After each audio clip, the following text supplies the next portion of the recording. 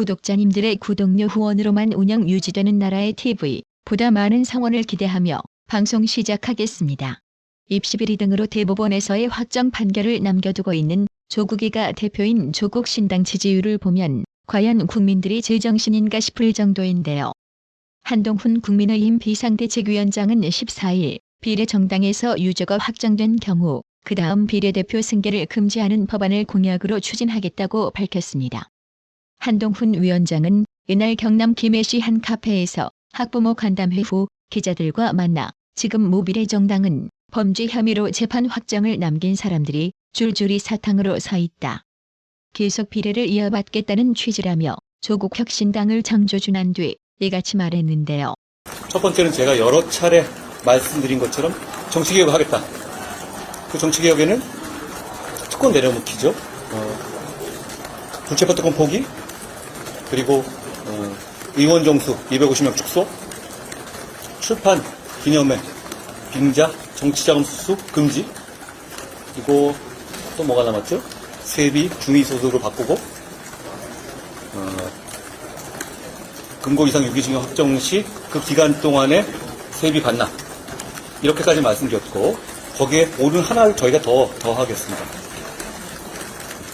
주호영 의원이 대표 발의했다시피 비례 정당에서 유죄 확정된 경우에 그 다음 승계를 금지하는 법안 저희가 공약으로서 추진하겠습니다. 왜냐하면 지금 모 비례 정당 같은 경우는 주로 범죄 혐의로 재판 확정을 남긴 사람이 줄줄이 사탕으로 서 있잖아요. 그러면 계속 이어받겠다는 취지거든요.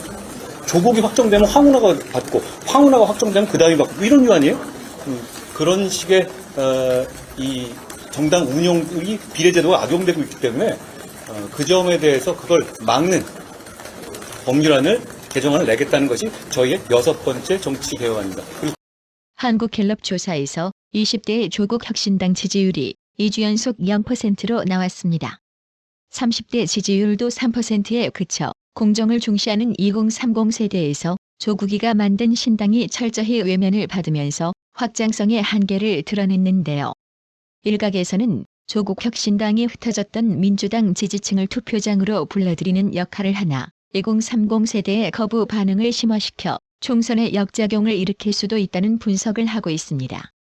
15일 한국갤럽에 따르면 12일에서 14일 사흘간 전국 성인 1,002명을 대상으로 정당 지지율을 조사한 결과 국민의힘 37%, 더불어민주당 32%, 조국혁신당 7%, 개혁신당 2%, 녹색정의당, 새로운미래, 자유통일당, 진보당 각각 1% 순이었고 지지하는 정당이 없는 무당층은 17%였습니다.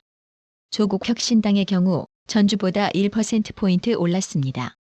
그러나 연령별 지지율을 보면 18세에서 29세, 세층 20대 지지율은 2주 연속 0%였는데요. 30대 지지율도 전주 1%보다는 소폭 올랐으나 3%에 불과했습니다. 입시에 민감했던 2030 세대가 바보도 아니고 조국이가 기회공정을 말한다는 게 씨알이 처먹힐리 만무하겠지요.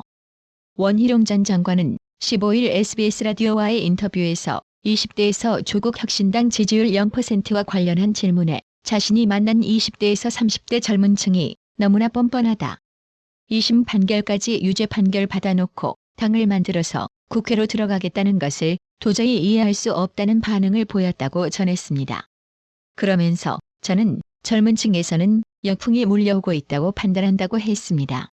국민의힘 공천관리위원회는 14일 과거의 5.18 민주화운동을 폄훼하는 발언을 했다는 논란이 제기된 대구 중남구 도태우 후보의 공천을 취소했는데요.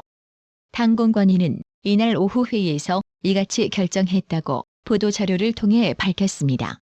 이처럼 민주당이 강성 지지층 개딸의 요구를 적극 반영하는 것과 달리 국민의힘은 무슨 전라도 좌파에게 호구 잡힌 것도 아닐 텐데 중도층을 포용하겠다는 명분으로 지나치게 좌클릭하며 그나마 국민의힘의 우파를 대변하는 강경한 목소리를 낼 수 있는 인사들을 그냥 공천 탈락시키는 행위는 심히 유감스러운데요. 그런다고 이 양반들아 전라도 좌파들이 펴주는 거 아닙니다. 우파 지지층이 과연 이걸 읍참마속으로 보는 시각이 얼마나 될까요? 총선을 임전에 두고 진짜 투표장 가는 걸 스스로 막아버리는 국민의힘에게 묻겠습니다. 우파 지지층이 개욱으로 보이나요? DMZ는 멋진 거 있잖아요. DMZ. 발목질에. 그러니까. DMZ에 들어가고 경품을 내는 거예요. 발목질에 밟는 사람들한테 목발 하나씩 주는 거예요. 방금 들으신 바대로 정봉주 따블당 강북을 후보자가 지난 2017년 6월 14일 유튜브 채널 정봉주의 전국구에서 평창 동계올림픽을 앞두고 북한 스키장 활용 방안에 대해 얘기하던 중 2015년 8월 경기도 파주시 DMZ에서 수색 작전을 하던 우리 군 장병들이 북한군이 매설한 목함질의 폭발로 다리와 발목 등을 잃은 사건을 희화한 발언이 재소환되어 큰 논란으로 번지고 있는데요. 근데 문제는 정봉주 전 의원이 과거 목발 경품 발언에 대해 당사자에게 유선상으로 사과했다고 밝혔지만 목함질의 폭발로 다리를 잃은 당사자들은 연락을 받은 적이 없다고 부인해 논란이 더 커지고 있다는 점입니다. 이처럼 정치인의 거짓말은 무죄인가요? 국민의힘은 정봉주 후보의 목발 경품 발언과 관련해 허위사실 유포 혐의로 14일 고발장을 제출했습니다.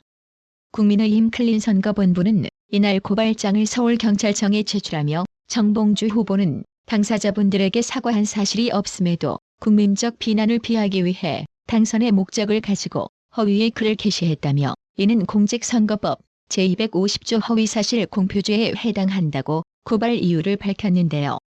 총선에서 당선되어도 무효될 게 너무 뻔한 정봉주, 분명 엿되는 거 맞겠지요? 결국 더불어민주당이 서울 강북을 후보 재추천 절차를 진행하기로 했습니다. 박성준 민주당 대변인은 14일 서면 브리핑을 통해 경선을 1위로 통과한 강북을 정봉주 후보가 목함질의 피해 용사에 대한 거짓 사과 논란으로 국민께 심려를 끼쳤다면서 당헌, 당규에 따라 해당 선거구의 민주당 후보 재추천 절차를 진행하기로 했다고 밝혔습니다. 장동혁 국민의힘 사무총장은 15일 더불어민주당의 막말 국민의힘 후보 비난에 대해 민주당이 비판할 자격이 있는지는 또 다른 문제라고 맞받았습니다. 장동혁 총장은 이날 국회에서 열린 원내대책회의에서 민주당이 연일 우리 당 후보들의 발언을 비판하고 있다. 부적절한 발언에 대해서 옹호할 생각은 없다며 이같이 말했습니다. 그러면서 국회의장을 향해 GSG라는 욕설을 남겼던 후보, 천안함 함장에게 무슨 낯짝으로 부하들 다 죽여놓고라고 했던 후보, 대통령 전용기 추락 기도를 했던 신부를 오죽했으면 그랬겠냐며 두둔한 후보, 비명 인사를 바퀴벌레라 칭했던 후보, 이태원 분향소에서 파이팅을 외치고 항의하는 시민에게 이상한 사람이라고 했던 후보, 국무위원을 향해 그동안 보고 배우지 못하신 것 같아서라고 했던 후보, 이 모든 분들이 무리 없이 공천을 받았다고 열거했습니다.